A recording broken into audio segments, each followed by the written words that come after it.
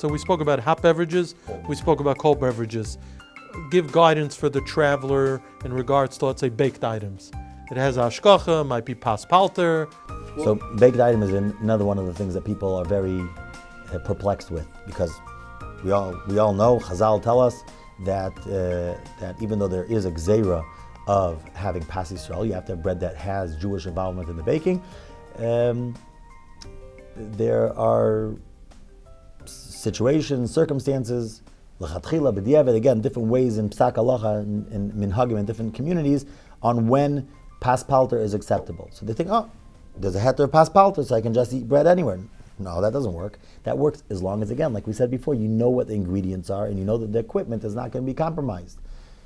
Sometimes things can be made in treif equipment and it will still be kosher, b'diavad at least, sometimes not. Without knowing those details, which involve both halachic knowledge and technical practical knowledge, you cannot assume that a food that is processed is going to be kosher. So bread in any country is not kosher unless you know that the ingredients and the system is fine.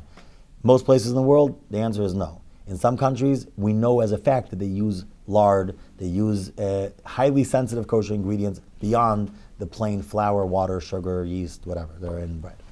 Now let's say someone goes to the refrigerator and they want to buy a closed bottle.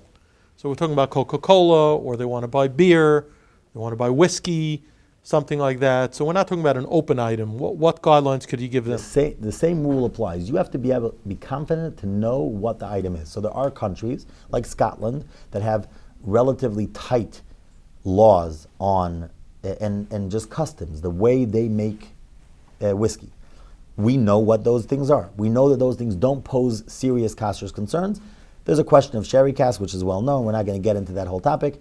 But if you remove that issue and you see that there's no real reason to be concerned for sherry cask, then Scotch whiskey has a certain cheskas kashrus. Beer, on the other hand, which is something that was well known, it's listed in Shulchan Aruch, we know that beer was always kosher. Today, in the 21st century, it's become a lot more complicated than that. Every beer company is playing around with different ingredients. They're all making craft beers.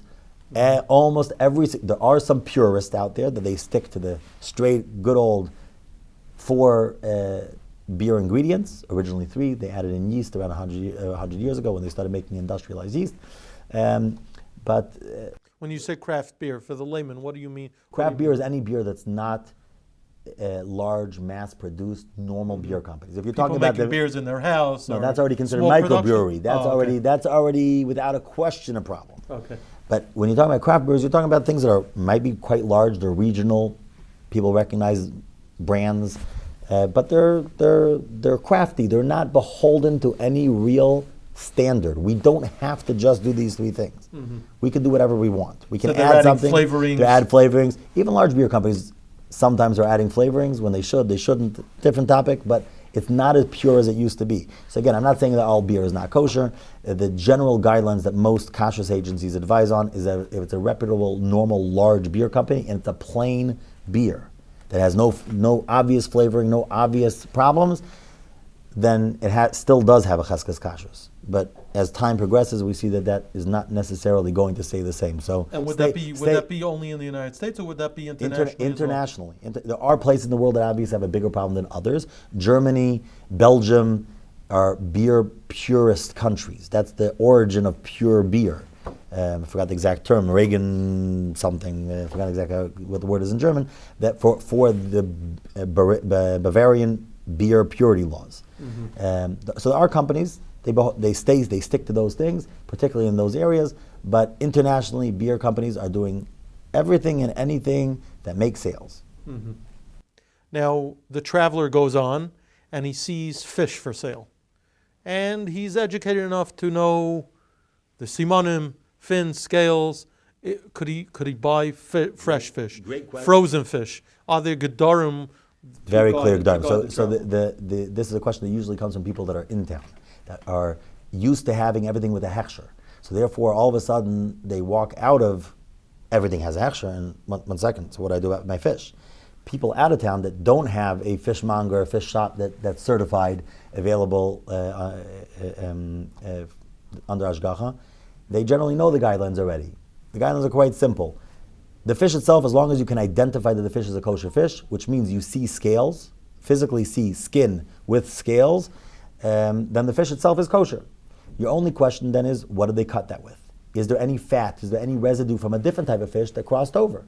Almost every fish store is going to have other fish that is not kosher fish. So shared equipment is a So problem. shared equipment, but again, it's cold equipment, not hot equipment. It's very easy to deal with. So And the the best thing, the duchka the is duchka not- de sakina is an issue. So what you do is you make sure that they clean the knife. Some people are more machmer and they'll scrape away when they get home with their own knife afterwards, so that it's considered shifshuf. For sure, need to wash it. It's which better. means so they'll take off a layer of where the fish was just cut? scrape away where the layers to take off a kadei klipa, a small amount, and that's even that is somewhat of a chumrah to a little bit. But as long as the knife is clean and you do that, you're good to go. The cutting board obviously needs to be cleaned. It's good to ask them to put down a piece of butcher's paper, something down, in order to reduce any residue from a different fish that they cut before. And if they tell me that it's a certain type of fish, I could They take tell the you word if for he's it? a fish, it means absolutely nothing. The only time that a non-Jew within So I need tfias you have ayin? to not tfias ayin, you need to see the skin on the fish. Oh. You need to see skin. There's a machlekes even a paiskim if sometimes they take off the scales on the fish, so you don't see scales anymore. You just see the space that the scale was in. Is that good enough or not? Most paiskim say that it is. We're missing Korelis and Neighbor held that it's not good enough. But most paiskim say that is still enough of a siman because it's obvious there was a scale there. And is there a difference between fresh and frozen? So frozen, anytime like we said before, anytime you're dealing with a processed item, you're risking having additives, other things that are not necessarily listed on the label. Mm-hmm. So it's for sure not lechatchila. It's better to buy fresh fish. You don't have that concern. Buying frozen fish, if you don't have another choice, and that's the only thing you have available, and there's nothing else listed on the label, then yeah, that's fine. As far as meat and shchita on the road, what guidelines could you give? So again, meat obviously has to have ashgacha and it has to have a good ashgacha. It's a complicated item.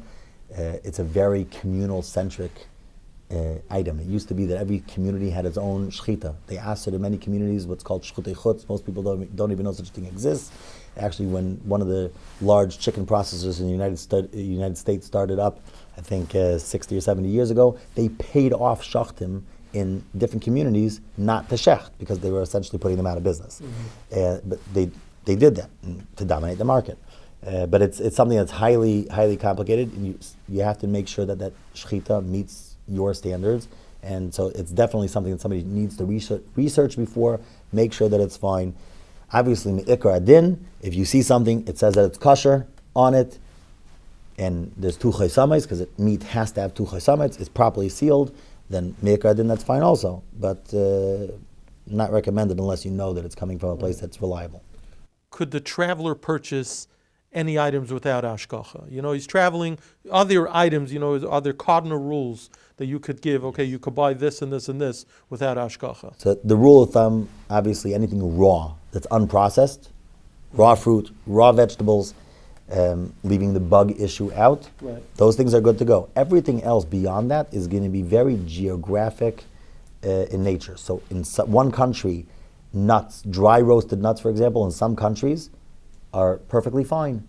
There's no real concern for them to do anything else but dry roasting nuts. Mm-hmm. In other countries, the same processing line that roasts dry roasted nuts also does oil roasted nuts. Oil needs a hechsher, so then you mess up the whole system. And then there's flavorings. In some places they have dry roasted nuts that they'll add flavorings, they'll have gelatin, they'll have other things that can be kashrus sensitive. Mm-hmm. In other countries, that's just unheard of. You ask the question and people are like, what are you talking about? It just doesn't exist.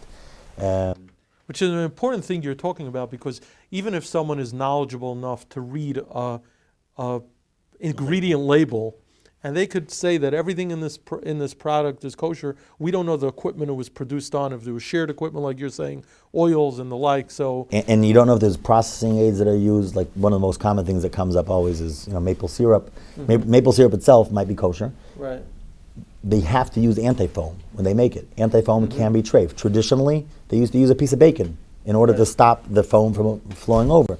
So it can end up being I remember my complicated. father once telling me about release agents also. Right. They use agents to release them from from candies, the machinery, yeah, right? You can have candies that go through a candy mold. Everything is perfectly fine, but they put down something that's trafed in order to make as a release agent. Make the release agent to make it come off the machine easier, right? So People that's don't important. understand why gummy bears, for example, why there's such a little amount of gummy bears that exist. Not bears, any gummy type item. The reason is very simple. All of those things are made in molds made of starch, right? They reuse that starch. So if they did a trafe run yesterday, all that starch is trafe. So it's not an easy thing to just go into such a company and kosher or change over from one thing to another. It's all contaminated. Like we said before, if somebody would be allergic to something there, they would never dream of touching it. Right, right. Fascinating conversation. Thank you for all your tips. Any Let's Talk Kashrus takeaway? Let's give a sikum to our conversation. If you could give our viewers. I think that the takeaway should be, if somebody's going on vacation, they're going out of their comfort zone, they're going to another city that they've never been before. Do your research before. Speak to your rabbi. Find out what the kasher standards are in that town. Are their standards something that you expect? People travel from Eretz Yisrael, they come to America, and they're shocked at what they call Mahajin in Israel. Everybody expects that Bishul Yisrael is going to be acceptable for Sephardim as well. Right. They come here and they can't eat anything, right? Yashan, right? So in some parts of the world, Yashan is a given. In other parts of the world, Yashan is like, we never heard of that. Like, we don't care, right? So you have to do your own research and make sure that it meets your kasher standards. Speak to your rabbi, speak to the Ashgacha in that area. If you're walking into a restaurant, whether it's in your area or in a different area, speak to the Mashgiach, ask questions. It's the best thing. It strengthens kashrus and it strengthens your own awareness. You'll find out some things that you didn't even know. You're traveling somewhere. Most communities in Europe, in other parts of the world, even in the United States, and more out-of-town communities, they have lists of what items you can buy without ashgacha, whether it's sugar, plain tea, different items. There are lists that exist that clarify which items are acceptable. It will change from one country to another. Bottom line is, be prepared, be an informed, conscientious, kosher consumer. Thank you, Rabbi Krems. It was a pleasure.